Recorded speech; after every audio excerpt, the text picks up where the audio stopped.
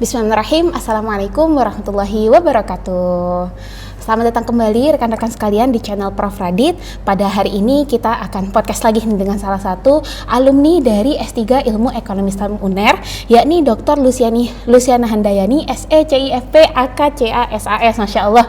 Jadi beliau ini adalah dosen akuntansi lembaga keuangan syariah di Politeknik Negeri Banjarmasin dan juga seorang akuntan ya, tentunya konsultan akuntan gitu di Banjarmasin. Nah ini Masya Allah sekali, hari ini kita akan dapat insight dan sharing nih dari Mbak Dr. Luciana Handayani. Mungkin kita sapa dulu Mbak Dr. Luciana Handayani. Selamat datang kembali di kampus Universitas Airlangga. Udah lama banget ya? Sudah lama banget ya. Alhamdulillah ya masih bisa berkunjung meskipun sudah menjadi alumni. Gimana nih perasaannya kembali lagi ke UNAIR? Kayaknya it's just like yesterday deh. Oh, jadi kayak kita rasanya ini ternyata udah hampir berapa bulan, sampai setahun lalu ya gitu. Iya ya, udah berlalu setahun tapi baru kayak kemarin aja gitu ya. Yeah. Nah ini menarik banget ya Mbak Lucy dari Banjarmasin, kemudian S1-nya dulu di Brawijaya Mbak ya, kemudian S2-nya di Insafe Malaysia, dan S3-nya lanjutnya di Ilmu Ekonomi Islam Universitas Airlangga. Mungkin rekan-rekan juga penasaran nih dari perjalanan studinya Mbak Dr. Luciana, kenapa sih dulu memilih S3 Ilmu Ekonomi Islam UNER nih Mbak? Jadi kemarin itu ya waktu kita milih untuk lanjut studi itu kan memang kita ada riset juga dulu nih, kita mau masuk mana nih gitu, terus untuk lanjutannya gimana, karena kebetulan memang juga S2-nya udah di keuangan syariah waktu itu di Insafe. Terus kita lihatlah ini yang mana ya yang di Indonesia nih juga untuk ilmu ekonomi Islam ini di Indonesia yang terbaiknya di mana gitu kan. Jadi one of the best itu ada di UNAIR. Masya Allah.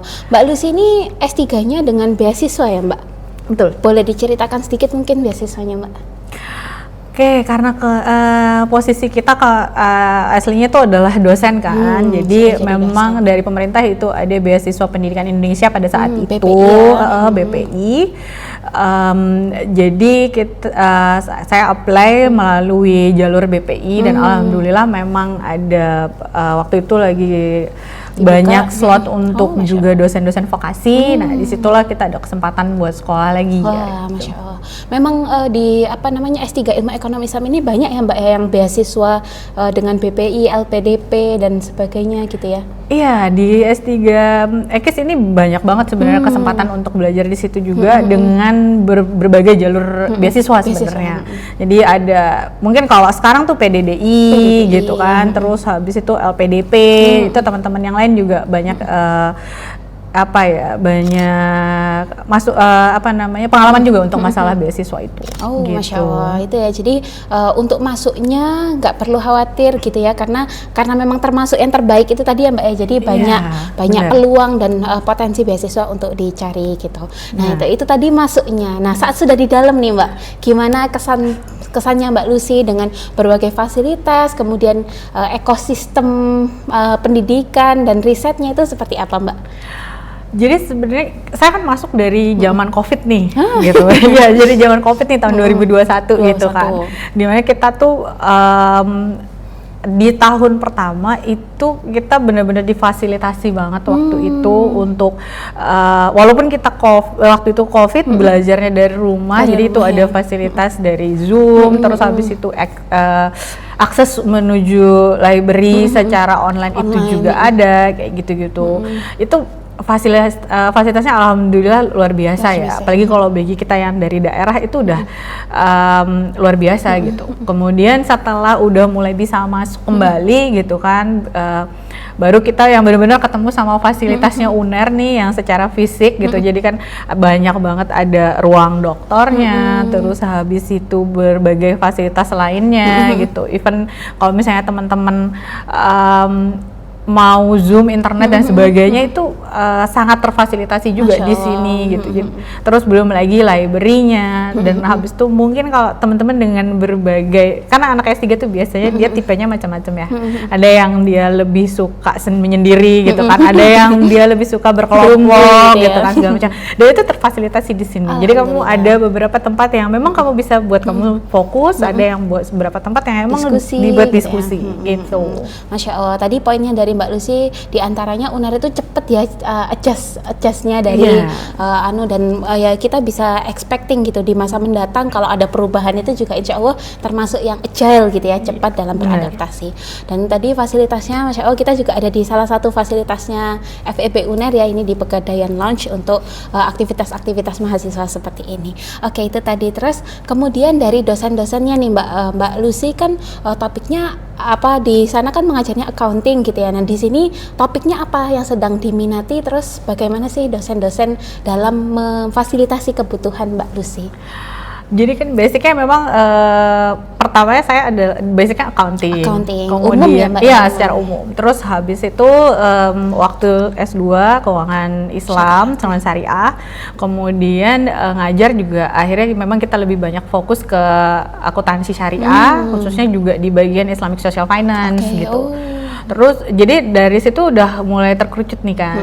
Nah, jadi pas udah masuk di UNER itu alhamdulillah semua juga terfasilitasi gitu, karena accounting itu nggak cuma masalah debit kredit ya gitu, ada di dalamnya tuh masalah tata kelola, akuntabilitas kayak gitu-gitu. Jadi di sini juga masih difasilitasi juga ilmu dasarnya kita, masalah accounting syariah itu, terus habis juga tata kelolanya. Nah, jadi makanya di disertasi atau mungkin kalau misalnya dilihat di beberapa penelitian itu banyak yang akhirnya fokusnya juga ke selain laporan keuangan, tapi juga ada tata kelola gitu, akuntabilitas dan sebagainya gitu. Jadi itu apa dosennya ada semua Mbak yang Mbak butuhkan di UNER ini? Iya, alhamdulillah memang di UNER kita sangat difasilitasi untuk masalah itu ya. Jadi kalau mungkin nggak cuma di saya sebenarnya. Jadi teman-teman juga ada yang basicnya kan kita macam-macam nih untuk backgroundnya. Jadi UNER itu tetap akan melihat kita interestnya kemana, terus habis itu basic kita apa gitu kan. Dan kalau misalnya memang dibutuhkan itu akan difasilitasi dengan dosen eksternal yang bisa untuk memfasilitasi keilmuan itu tadi gitu. Oh, Masya Allah, ini karena sudah membahas sampai di dosen eksternal, ini menarik banget kisah Mbak Lucy ya, karena termasuk salah satu mahasiswa doktoral ilmu ekonomi Islam yang promotornya ya, co-promotornya itu dari luar negeri gitu ya. Nah, mungkin itu bisa diceritakan Mbak bagaimana pengalamannya punya co-promotor dari luar negeri dan bagaimana interaksinya gitu. Jadi itu sebenarnya agak panjang ya ceritanya kenapa akhirnya jadi dapet dosen-dosen dari luar negeri, walaupun dan itu nggak cuma saya sebenarnya. Jadi beberapa teman-teman yang lain juga sama punya ada yang, dan koprom itu nggak cuma dari luar negeri sebenarnya, juga ada yang dari dalam negeri. Tapi luar UNER ya Mbak? Iya, luar UNER, karena memang benar-benar sesuai dengan yang tadi saya sebutin, kebutuhan dari si teman-teman ini gitu kan. Tulisannya terkait apa gitu. Nah, kebetulan kalau di saya itu karena saya membahas tentang wakaf dan kita ada UNER mungkin juga ada MOU dengan kampus di luar gitu kan. Akhirnya kita dapat dosen yang benar-benar expert di bidang wakaf, jadi sudah di dalam UNER-nya kita dapat dosen yang udah expert di bidang wakaf gitu kan, ditambah lagi ada dosen luar yang mungkin lebih memperkaya lagi untuk masalah disertasi tersebut gitu. Jadi itu sih sebenarnya. Dan untuk masalah kayak gimana konsultasinya gitu kan, itu pasti pertanyaannya tuh, gimana konsultasinya. Alhamdulillah semua teman-teman yang lain juga nih sama nih, jadi itu juga terfasilitasi, kita bisa Zoom gitu. Bahkan kadang-kadang ya UNER juga bisa mengundang dosen-dosen yang dari luar itu untuk ada di kelas gitu bersama dengan teman-teman yang lain gitu kan. Jadi itu alhamdulillah memang masih bisa teratasi sih untuk masalah konsultasi gitu. Kalau Mbak Lucy dulu dokter co-promotor eksternalnya dari universitas mana Mbak? Kebetulan kopromotor eksternalnya itu dari INSAFE. Jadi dari INSAFE di Malaysia. Ya, Dr. Magda dan beliau juga salah satu expert di bidang wakaf juga kan gitu. Oke, nah itu tadi ya, jadi Mbak Lucy punya pengalaman itu tadi berkomunikasi karena dibawahi langsung gitu ya dengan kopromotor luar negeri. Kemudian ada nggak Mbak pengalaman riset gitu ya dengan dosen-dosen lain atau dosen-dosen luar negeri terkait topik-topik yang Mbak Lucy minati? Kesempatan tuh ada terus ya. Jadi kalau di UNER tuh kita dikasih kesempatan tuh banyak gitu, banyak banget. Jadi memang ada beberapa kegiatan baik itu mungkin penelitian, project dan sebagainya itu bareng dengan dosen-dosen yang lain gitu. Dan pengalamannya masya Allah luar biasa banget. Karena setiap peneliti, setiap expert gitu kita ketemu dosen itu beda-beda banget gitu. Mau itu mungkin ketemu dengan kopromotor saya yang emang sudah jadi kopromotor gitu, atau mungkin dengan beberapa dosen lain yang dari luar negeri juga, itu luar biasa welcome-nya. Jadi bagi kalau misalnya kita udah bilang kita dari UNER gitu kan, itu udah luar biasa gitu. Nah, kalau Mbak Lucy sendiri sebelum masuk UNER, apakah sudah pernah melakukan riset yang internasional seperti publikasi ke Scopus, Mbak? Jujur sebenarnya UNER tuh memberikan saya banyak pengalaman ya. Jadi mungkin karena kita juga dari daerah kan, ibaratnya tuh untuk menuju Scopus itu masih beyond lah. Jadi kayak masih kita nggak sampai ke sana gitu. Dan begitu di UNER itu yang kita udah langsung jadi kalau misalnya mau jurnal internasional tuh ternyata kayak begini gitu. Dan kita benar-benar kayak diajarin secara step by step gitu kan.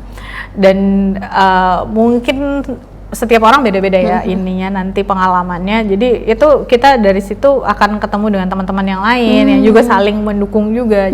Dan dosen-dosen yang benar-benar ngajarin kita gimana sih caranya supaya kita bisa untuk publish di jurnal internasional khususnya Scopus gitu. Wah, berarti termasuk baru belajar di sini gitu ya Mbak, tips trik atau cara-cara bener banget itu. Banget itu. Nah, kalau Mbak Lucy sendiri itu dulu dari mata kuliah kah atau dari hasil diskusi-diskusi bersama dosen informal gitu, itu dulu gimana awal ceritanya? Untuk publishnya ya, yang publish ya. Kalau yang kebetulan yang terpublish itu ada yang memang dia dari hasil waktu kita kuliah, dan ada juga yang hasil diskusi. Oh, hasil diskusi.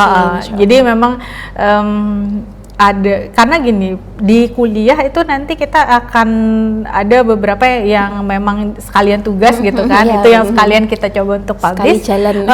Tapi juga teman-temannya itu environment-nya, kalau misalnya di S3 UNER itu benar-benar environment yang mengajak kita untuk bisa lebih lagi gitu. Dan bisa nanti kita bisa diskusi terus habis itu ngobrolin masalah tema-tema yang mungkin bisa untuk publish gitu. Terus atau misalnya nanti ada teman-teman yang ngasih informasi, ini nanti ada conference atau ini ada lagi call for paper nih gitu. Nah, itu memang sebenarnya environment yang terbentuk itu ngaruh banget sih. Ngaruh banget ya Mbak ya. Nah itu tadi pentingnya rekan-rekan sejawat S3 gitu ya. Kalau Mbak Lucy sendiri paling mensyukuri itu pertemuan-pertemuan di forum seperti apa Mbak bersama rekan-rekan S3 itu? Waduh, kayaknya kalau misalnya masalah itu hampir semuanya perlu disyukurin gitu ya. Memang gini, nggak bisa saya bilang bahwa gampang nih gitu kan, itu nggak juga. Jadi maksudnya ya itu perjalanan itu overwhelmed ya gitu kan. Tapi semua dari perjalanan tuh jadi proses. Jadi setiap kali ketemu sama teman-teman gitu, mau siapapun itu ya gitu, itu nggak harus ilmu ekonomi Islam aja kadang-kadang di forum apapun gitu. Karena singkat cerita ya Mbak Mira, waktu saya mau publish Scopus pun itu nggak hanya berdiskusi sama teman-teman S3 yang ada di EKIS sebenarnya gitu. Karena kita bisa diskusi dengan siapa aja kan gitu. Jadi pada saat bikin disertasi juga sama gitu. Kita bisa untuk diskusi dengan siapapun sebenarnya gitu. itu menarik banget sih. Jadi tidak membatasi rekan diskusi itu ya cuman dosen ekis atau cuman mahasiswa ekis, bisa juga dengan dosen-dosen lain yang tersedia. Dan itu alhamdulillah memang terfasilitasi ya.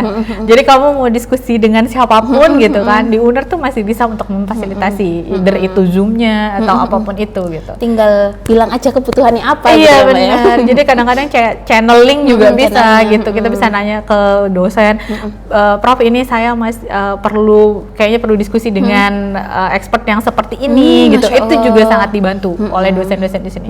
Garis bawahnya harus tahu gitu ya, maunya apa. Karena kalau nggak tahu juga kita kadang fasilitas akhirnya terbengkalai atau tidak tahu harus di-provide-nya seperti apa. Gitu atau mungkin dibalik, kalau misalnya kita nggak tahu kita mau ngapain, berarti kita harus diskusi. Oh benar. Itu tadi pentingnya punya rekan-rekan untuk diskusi gitu ya. Nah terus kemudian ini Mbak Lucy pasti punya pengalaman menarik juga nih selama jadi mahasiswa. Mungkin pernah konferensi yang menarik kah, atau pernah ke luar negeri gitu ya untuk keperluan riset. Nah itu mungkin juga bisa di-sharingkan nih supaya teman-teman ada gambaran gitu saat kuliah. Alhamdulillah kalau misalnya yang tadi disebutin sama Mbak Mira, itu saya ngalamin semua kayaknya nih gitu. Alhamdulillah ya. Jadi conference iya, kemudian itu juga benar-benar didukung sama dosen ya. Jadi benar-benar didukung sama pembimbing gitu kan. Untuk Mbak ini coba masukin nih ke conference ini gitu kan. Loh, itu juga luar biasa sampai akhirnya mungkin kemarin sama Mbak Mira juga ya. Scare itu ya dosen-dosen. Iya, kayak gitu. Terus habis itu untuk masalah topiknya itu juga kita bisa diskusi untuk di dalam conference. Jadi gimana nih kalau misalnya di konferensi ini kita topiknya ini oke atau enggak gitu kan. Itu juga mungkin salah satunya yang membuat akhirnya kita bisa dapat best paper gitu kan. Keren sekali. Itu terus habis itu kalau masalah jalan-jalan ke luar negerinya memang karena kebutuhan untuk disertasi. Jadi kebutuhan disertasi itu memerlukan saya untuk traveling memang beberapa kali, dan itu juga sangat dibantu oleh dosen di UNER. Karena jujur untuk ke luar itu kan kita juga perlu channeling ya untuk ketemu dengan stakeholder di sana.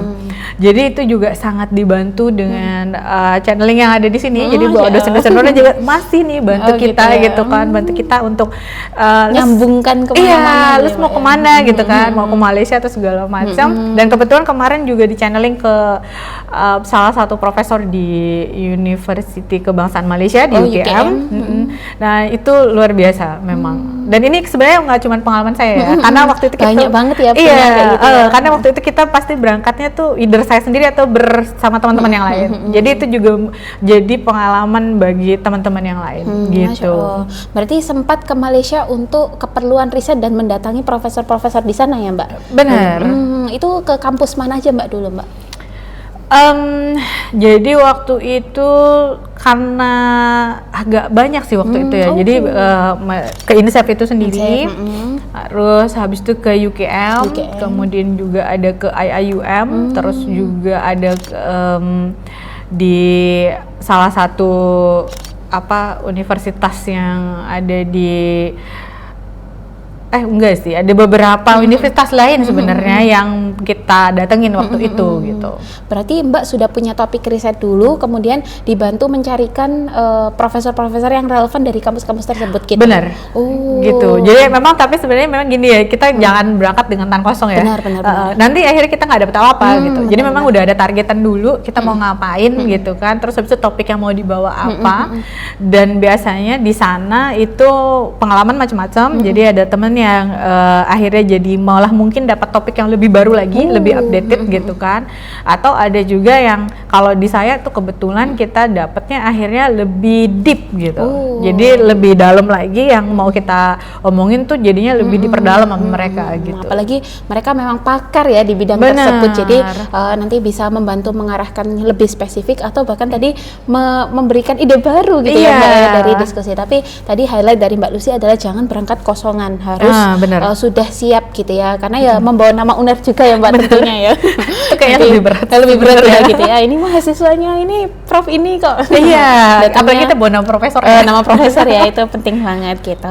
Oke, itu tadi pengalaman berharga Mbak Lucia. Mbak Lucia ini juga pernah menang konferensi gitu ya, salah satu konferensi wakaf pertama bayangin di Indonesia, dan itu juara satunya ini Mbak Dr. Luciana, dan itu juga hasil dari disertasi ya Mbak ya. Hasil dari itu disertasi. Pecahan dari disertasi sebenarnya. Cuilan dari disertasi bisa jadi best paper loh rekan-rekan sekalian, menarik sekali gitu. Nah ini kalau rencana disertasi Mbak Lucy sendiri ke depan mau diolah seperti apa Mbak? Mungkin bisa di-sharingkan.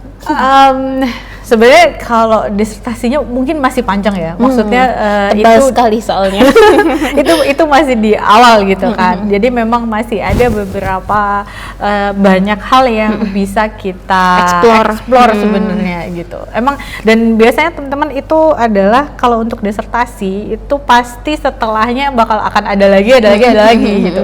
Karena disertasi itu biasanya apa ya, semacam kayak awalan. Kalau misalnya kita di penelitian tuh kayak awalan, nanti bisa buat teman-teman explore lagi kayak gitu.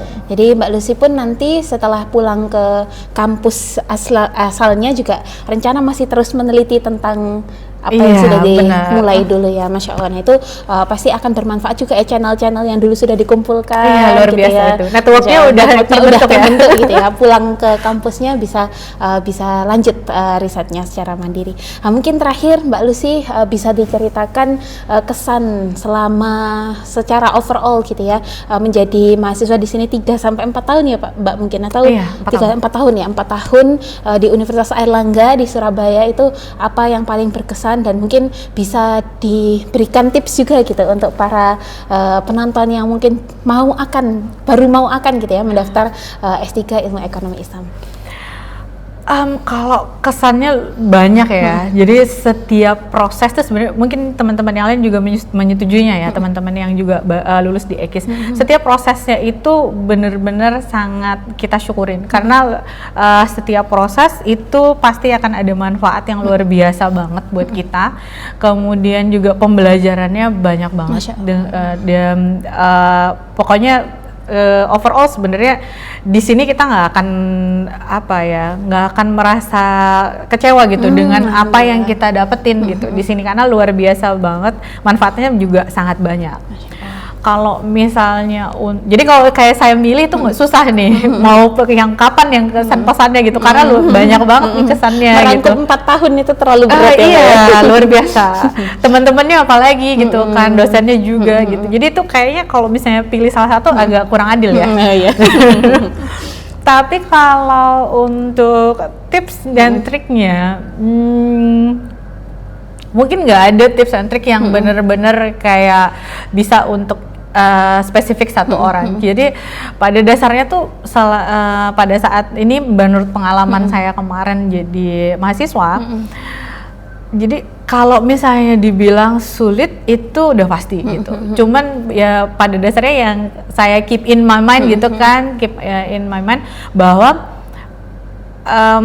sulit itu pasti, tapi bukan berarti nggak mungkin. Masya Allah. Gitu. Jadi teman-teman nikmatin prosesnya. Yang penting setiap hari itu sebenarnya berprogres. Jadi bisa kita tanamkan dulu nih ke diri kita bahwa setiap hari kita harus berproses gitu. Terus kalau misalnya ada overwhelm atau misalnya kayak teman-teman pas udah lagi down, itu semua orang ngalamin gitu. Jadi anak-anak S3 tuh pasti ada di titik itu.